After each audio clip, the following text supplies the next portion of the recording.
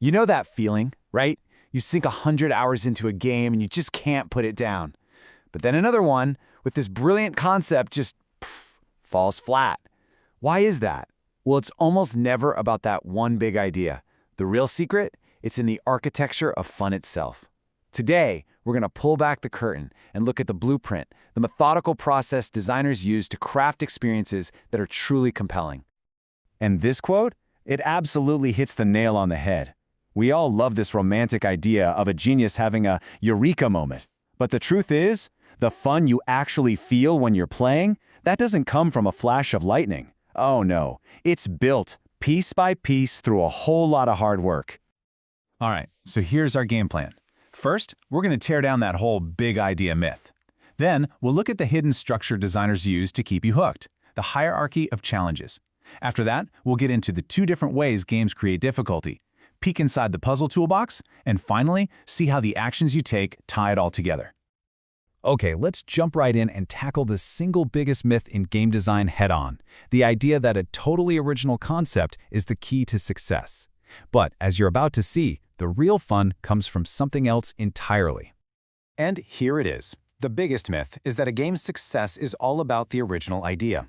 But the truth is that almost everything that makes a game fun comes down to execution. I mean, think about it. You've probably felt this yourself. A game with a mind-blowing story, but awful, clunky controls, it's just frustrating. But then you have a game that's just about stacking blocks, and it can be addictive for hours because it just feels so good to play. The fun is in the doing, not the idea. Okay, now this chart, this is where it gets really eye-opening. Just look at this breakdown. The biggest slice, by far, is just avoiding errors. Making sure the game isn't buggy or broken. Then you've got another huge chunk for tuning and polishing. So where's that brilliant new idea? Design innovation? Is that tiny little sliver right there? It's almost nothing. It really drives the point home. What we experience as fun is mostly just solid, well-crafted execution. So, okay, if execution is king, how do designers actually, execute? How do they build that experience? Well, they use a very specific framework. It's a way of organizing literally everything you do in the game, from the smallest button press to the final goal. And this is the secret sauce that keeps you hooked. They call it the hierarchy of challenges. Think of it like the invisible skeleton of a game. At any given moment, even when you're focused on one little thing, you're actually working on multiple levels of this hierarchy at the same time, probably without even realizing it. It's what gives every single action a sense of purpose and keeps you wondering what's next.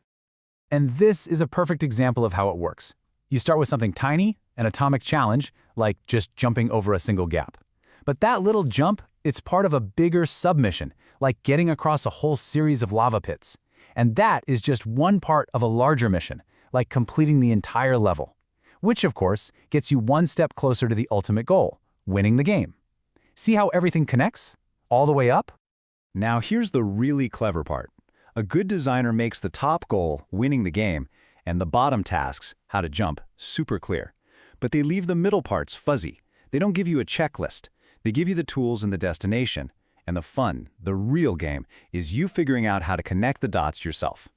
All right, so we've got this structure of challenges, but how do you make those challenges difficult without just being frustrating? Well, designers basically have 2 big dials they can turn to adjust the difficulty. One is for what we'll call skill, and the other is for stress.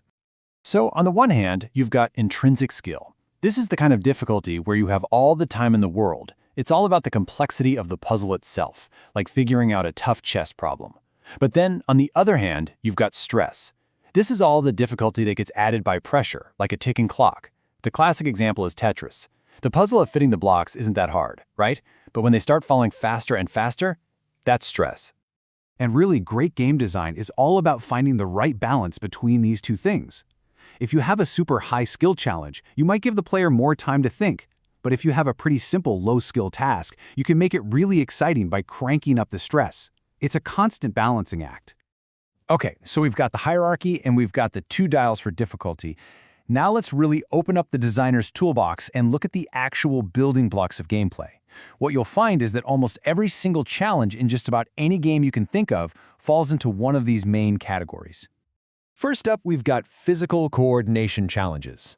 This is all about how well you can connect your brain to your hands. We're talking about speed and reaction time, like in an old-school track and field game, or accuracy and precision, like lining up the perfect shot in a shooter. And of course, timing and rhythm, like hitting every single note in Guitar Hero. It's all about your physical skill. Next up, we have the logic and mental challenges. So this isn't about how fast your fingers are, it's about how fast your brain is. This could be a straight-up formal logic puzzle like in Professor Layton, or it could be about pattern recognition like in Bejeweled. Even just figuring your way through a giant maze is a mental challenge. Here, it's all about outthinking the game. And finally, there are the strategic and economic challenges. These are all about thinking ahead, about planning and foresight. This is your classic strategy and tactics, like in a game of chess. It's also resource management, like trying to build a city in SimCity without going broke. Or even stealth, where you have to carefully plan your route to avoid being seen. This is all about outplanning your opponent, or the game itself. Okay, so those are the building blocks, the different kinds of puzzles. But how do we, the players, actually interact with all this stuff?